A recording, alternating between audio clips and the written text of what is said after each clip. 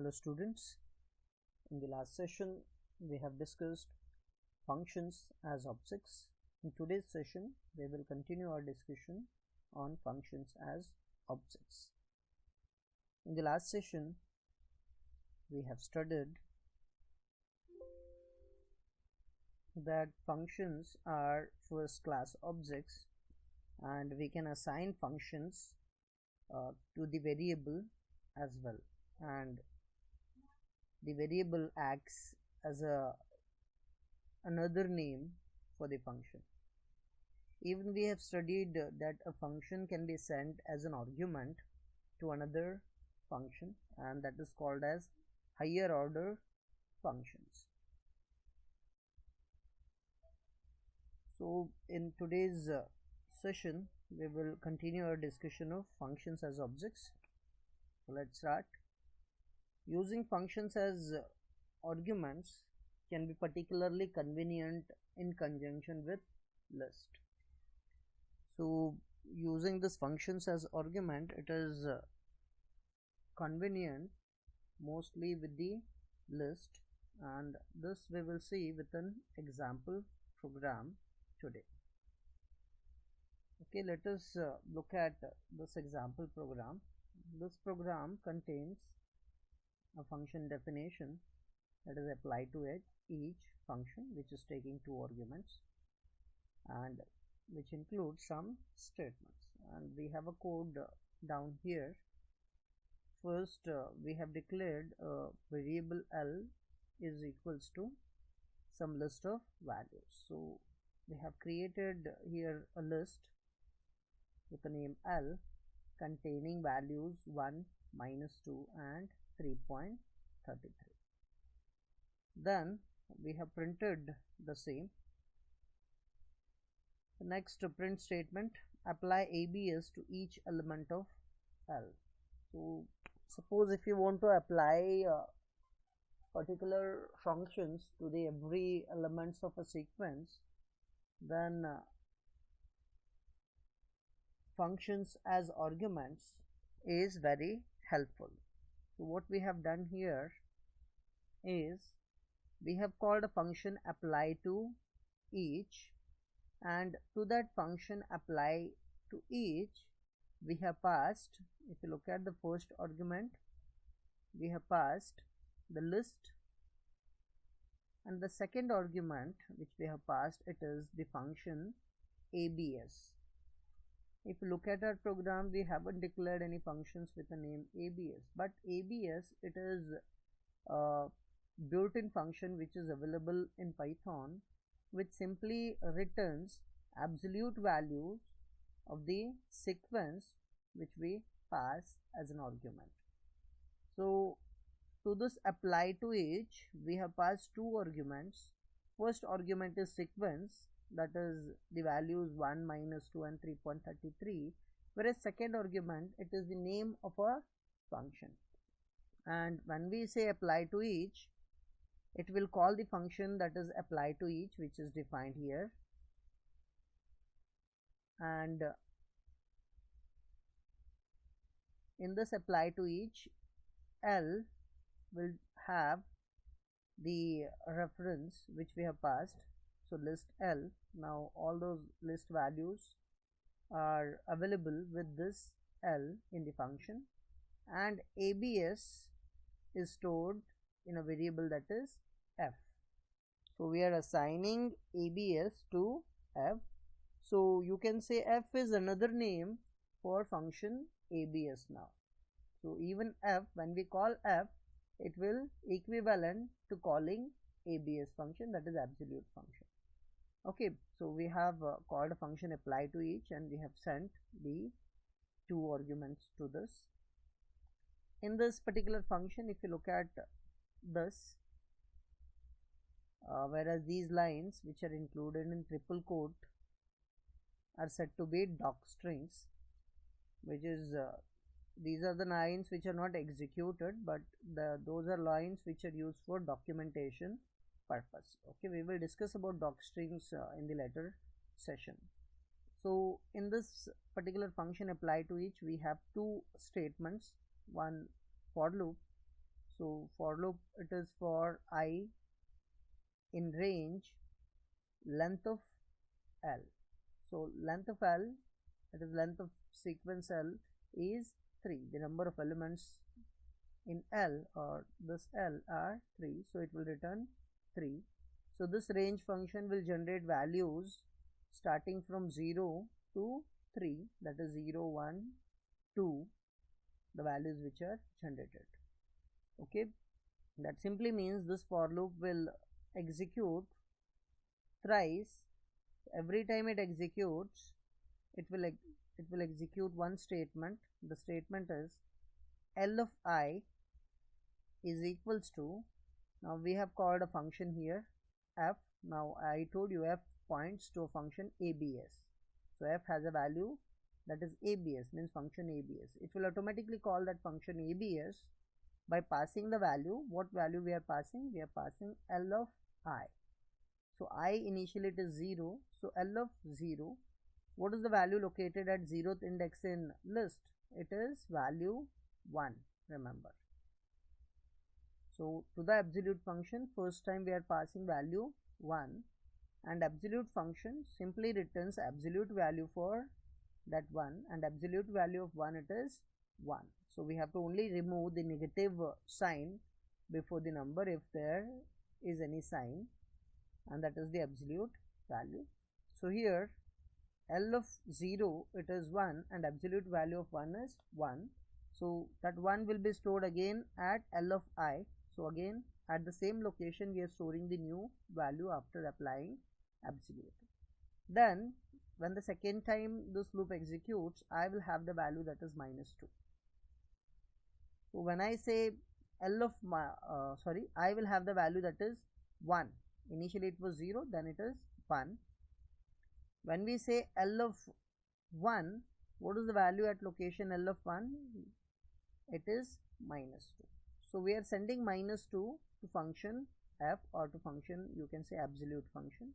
Absolute value of -2, it is simply 2. As I have told you, simply remove the sign before the number. So the value is 2 and that will be stored in L of I. Same way, the third time it executes, I will have the value that is 2, and L of 2 it is 3.33, and absolute value of 3.33 it is also 3.33. So the after executing this loop, we have new values stored in L. The new values are 1, 2 and 3.33. Okay, then we are printing L. After calling this function, this loop is executed and the control is transferred back to the calling. So we have called it from here. Okay, so it will return back at this point, and after that we are printing the values which are stored in L.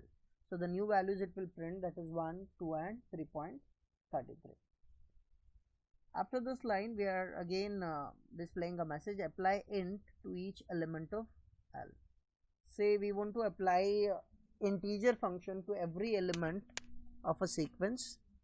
The sequence contains, I told the new numbers which are there in the sequence are 1, 2 and 3.33. So one number from that sequence is a floating number, that is 3.33. Then suppose if you want all numbers to be integer, then we can apply an integer function to all the numbers in a sequence, and for that we can call it like apply to each. Again we are passing the sequence, and then we are passing here, we are passing the function int. So we are passing the function name int. Again from this particular point it goes to our function apply to each, and this time L will have the values, that is the last values 1, +2 and 3.33. Then the f contains the value that is int, means f is another name for function int. Now again we have a for loop here, for loop I in range length of L. Length of the sequence still it is same, that is 3. So again the range function will generate values from 0 to 2, because as I have told you, in range function when we pass a single digit it is considered as end, and it will be end minus 1, so it will not be 3, it will be 2. So it will generate values that is 0, 1 and 2. So again the for will execute for 3 number of times. First time when it executes, again we have L of 0 which is equals to f of L of 0. So f now represents the function int, so it will be like int in bracket L of 0. So first number in the list is, the new list contains number 1 comma 2 comma 3.33. so these are the new elements of list L. So when I say L of 0, it will pass the first value, that is 1, and it will apply integer function to that one.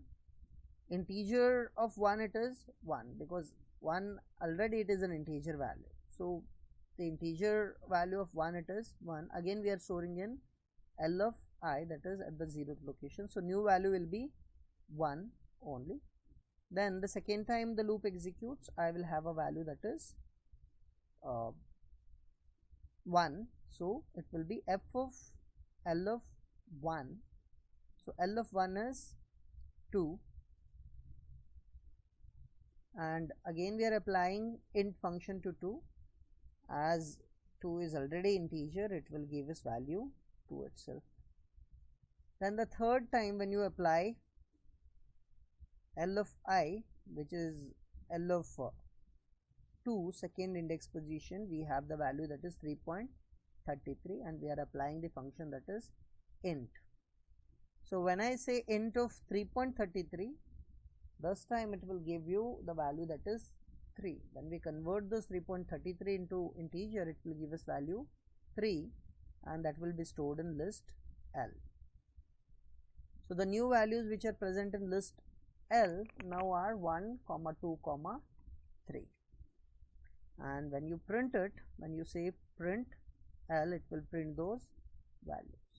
In similar way, we can apply other functions to the sequences, and that is the reason functions as argument is important here. We can apply any function to the sequence of values by using functions as argument. What we have to send is, we have to send only the sequences to which we want to apply the function, and second argument can be a function name which you want to apply. Again there are 2 more examples are given. You can see here, you can even apply factorial to each element of L. In that case you have to pass again a list and a function name, that is fact r.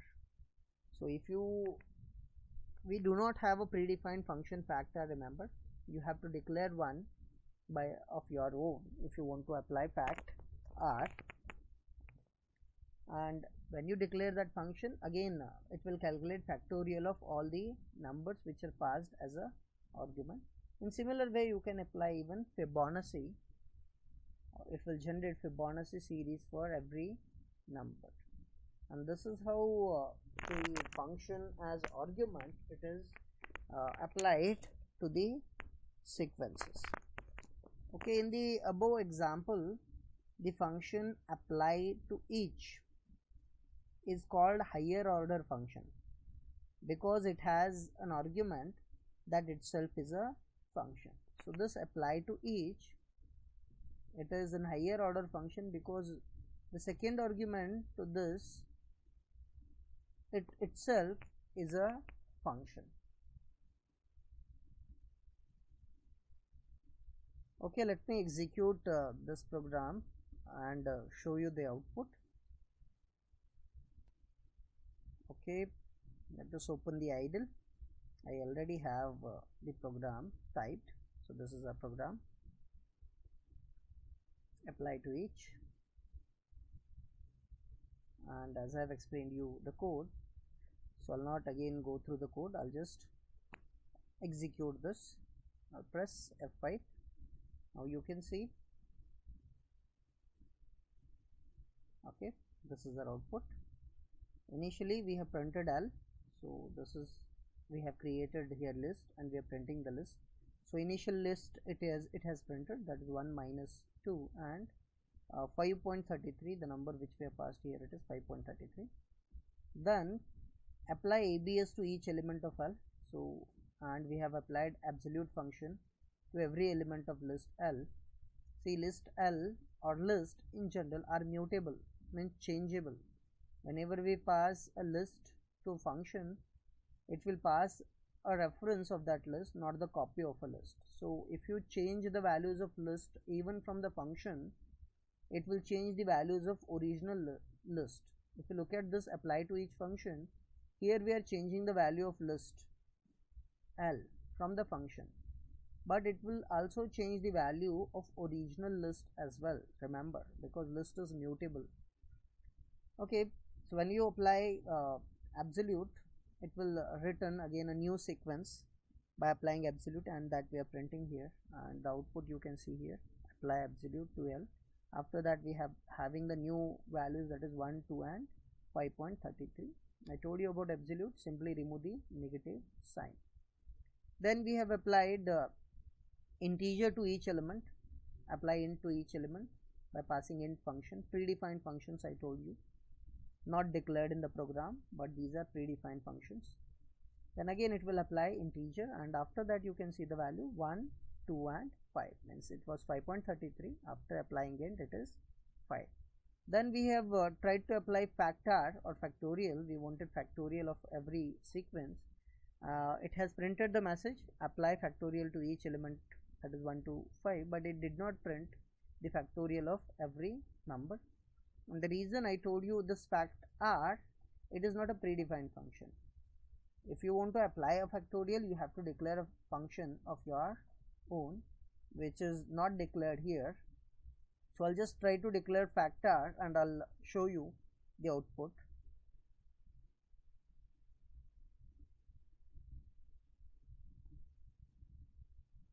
Okay, I already typed the function and I have copied it, so I have just pasted the function here. The function here it is, you can see def factor, and this function simply calculates factorial of a number which is passed to the function.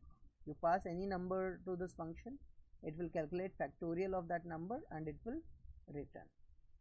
So when you say here apply to each, pass a sequence and you pass a factor, means we have a function here now, factor, you can see, means we are passing a reference of that function.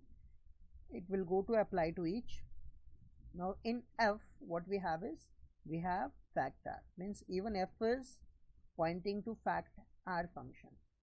So when you say from this point, when you say f of L of I, so it is equivalent to say fact of R in bracket L of I, means L of, initially it is L of 0, means first value we are passing. If you look at the first value before applying factorial, it is 1, 2 and 3, and then first time we will send value 1 to factor. Factor what it does, it calculates factorial of that value and it returns the factorial, and the new factorial we have stored in L of I. Similarly it will calculate factorial of second value, that is 2, and factorial of third value, that is 5. I will not go through the factorial code because you are already familiar with the factorial code. Okay. So we have declared factor function now. So let us again examine the output.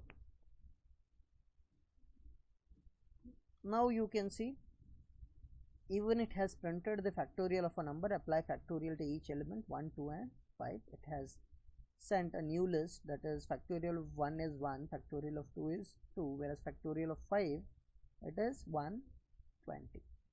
So like this you can apply any function to the sequence by using function as argument. again you may say there is one more error, and that error is for one more function which we have tried to call the function, that is fib. Even fib is not a predefined function, you have to create one of your own. So we will not create fib function here, but you can declare your own fib function if you want, and when you declare it you will get even Fibonacci of the numbers. Okay, this is about the program which simply demonstrates how a function